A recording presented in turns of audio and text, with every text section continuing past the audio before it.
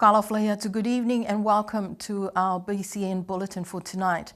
We begin tonight's bulletin with a correction to a news item from last Thursday. We wish to correct our story about the Ahome and specifically the reference to the government of Niue contributing to 100,000 annual grant for the Ekalesia Niue. This is not correct and BCN News apologizes for this error. According to the government agency Community Affairs, the Niue government allocates an annual grant of $10,000 from its recurrent budget to the Ekalesia Kirisiano Niue to support operational and administration costs of the running of the church. The reference to 100,000 was the one-off grant from the government to support the establishment of the government and the Ekalesia Kirisiano Niue's charitable trust that was signed in the 21st of October 2024. Last month, the 14 village Ekalesias gathered at the Ahome and raised just over $60,000 for the church. And confirmation from Whalefono too earlier this week that Prime Minister Dalton Tangilangi returned to the island on Monday. Minister Crossley Tatui returned on Friday last week, and Minister Esa Mona Ainu also returned on Friday last week. The full cabinet will from this week govern in caretaker mode until the new government is formed after the general elections. Meanwhile, the calendar of key dates for the general elections was released yesterday by the Chief Electoral Officer, Darren Tohovaka. Here are those dates. The Chief Electoral Officer will begin issuing the notices from tomorrow, Friday the 3rd of April, with the call for nominations. Then on the 2nd of April, all electoral rolls will be open for viewing and the call for people to register to vote will open. On the 16th of April at 12 midday, the candidate nominations will close.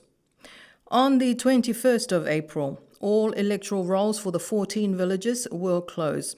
This will also be the final day to register as a voter. This is compulsory. Advance voting will take place on the 1st of May, starting at 9 a.m. until 1 p.m. This is also when the candidates' campaign will end at 6 p.m. on the 1st of May.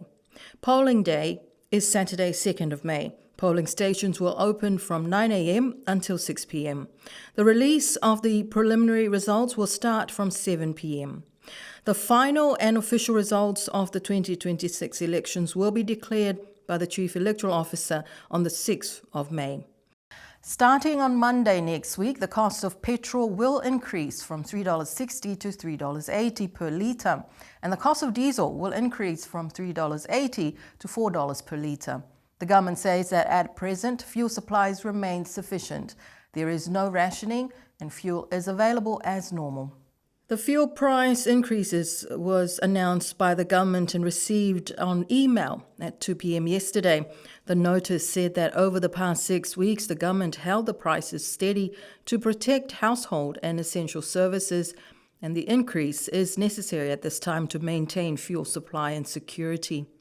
On the global fuel supply situation, the government says global fuel pressures continue and Niue is responding with careful planning. Last week, Matson Shipping, which services Niue, announced an emergency bunker adjustment factor for vessels departing on or after the 13th of April.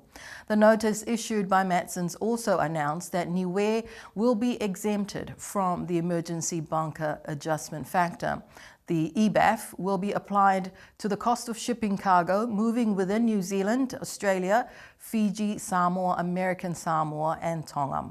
Matson says there may be further adjustments in response to any further fuel cost alterations, and information provided for this was provided by Matson's local agent, Frank Mokoia. The new owners of the largest supermarket on the island hosted an event on Saturday evening to introduce themselves to the local community. After 2 years of negotiations and the recent handover of the former Swansons, the island's largest supermarket opened its doors as CJS Supermarket. This latest acquisition adds to the CJS Group's list of 4 supermarkets in Fiji.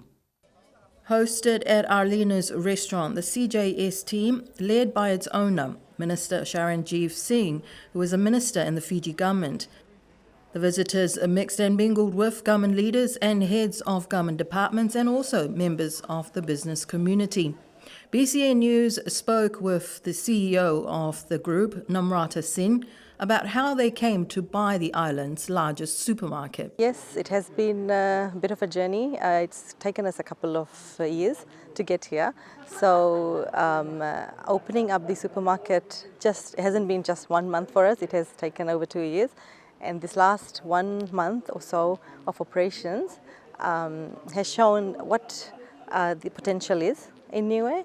And we are actually quite happy with how things are going. So yeah, quite pleased. Acting Prime Minister Sonia Talangi was there along with the representatives from New Zealand and Australia High Commissions. The caretaker speaker, Honourable Hima Douglas, was the chief guest. But I have to remind everybody, this is not the first time that we've had a contact with Ursula. There was, you probably remember a company called Birdsville. They were in Mombasa, as was Morris Heatherstone, but we only had Birdsville here on the island. And that was headquarters for this place was, of course, in Suva. And so we're no strangers to contact with Suva. Like any new venture, we don't know what the future holds. But honestly, we have a good feeling about the relationship between this little island and CJS Supermarket. And we hope that that relationship will continue for many years to come. Toma Siri delivered the vote of thanks and on behalf of the local Fijian community. Toma was also instrumental in the initial conversation that started 2 years ago when Fiji's High Commissioner to New Zealand visited the island to present his credentials. On the 1st of May, there was a High Chief from WU who came to present his credentials to our PM. And from that day, he asked Toma, what can Fiji do for Niue? And I said, I took him around to the farm, and our last stop was at the complex. And I pointed to the shop and said, Ratu, the shop is on sale for a while. He said, I've got a friend. I will give him a call. He got out of the car, down on his phone, and so answered. And from that day, it's history. Here we are today. The event would not be complete without entertainment, and on Saturday evening that was provided by the youth of Tuapa Uhomotu. My family and I, this is the second time we are back in Niue, and we love this place. It really reminds us of the place where I have been brought up in Fiji, we are all about serving the community, being with the community, and making Niue grow with the community. So that's what we are doing in Fiji, and that's what would like to do here as well. The CJS Group owns several supermarkets in Fiji, as well as hotels and property development ventures. The owners of CJS held a separate event on Sunday at the Golf and Sports Club for the staff of the supermarket. The first tests from the new solar farm at Hikuwhenonga were successfully implemented this week. The Director of Utilities, Clinton Chapman, says they will continue testing until the commissioning of the farm in June. This is part of the much larger $20.5 million renewable energy project funded by the Government of New Zealand. Last week, BCN News visited the site where more than 4,000 solar panels had already been installed. Project Manager William Langslow spoke about some of the challenges of working on such a large project like this in Niue. Just how remote Niue is. There's a lot of forward thinking from myself and my managers about making sure we have the material that we need to keep everyone moving forward and constructing and busy, really. So, and if I drop the ball, then it costs a bit extra because we have to air freight it to Niue. For William and his team, the near completion of this project is a huge relief given the rising costs of shipping and transport these days. The world it's a tricky spot at the moment. No one quite knows what's happening with what's happening. So I am very grateful that we started and we are heading to completion and get this solar project operational for the Niuean people. Meanwhile, Clinton Chapman says that the solar farm will be commissioned in June this year and advised the public not to visit or to go out to the solar farm site because they will be conducting more testing until June. And a group of 20 public servants took part in a week-long leadership and professional development course earlier this month. The training included face-to-face sessions and 2 online courses and was facilitated by a trainer from Skills Development Group New Zealand. This is part of the Manaki short-term scholarships funded by the Government of New Zealand. The course is part of the government's ongoing commitment to upskilling its workforce by conducting courses on the island, which provides opportunities for more public servants to improve their skills. After the completion of the course, the participants were celebrated with the granting of their certificates. One of the primary school teachers, Shawnee Etuata, was also recognised for her achievement in Level 4 Certificate in Early Childhood Education. She attained this from the R Institute of Canterbury in Christchurch. The courses are part of Manaki New Zealand's vocational short-term in-country training focus on leadership and professional development, and this was funded by the Government of New Zealand. Earlier this month, the Department of Education received 2 childhood development or early childhood development kits from UNESCO Pacific.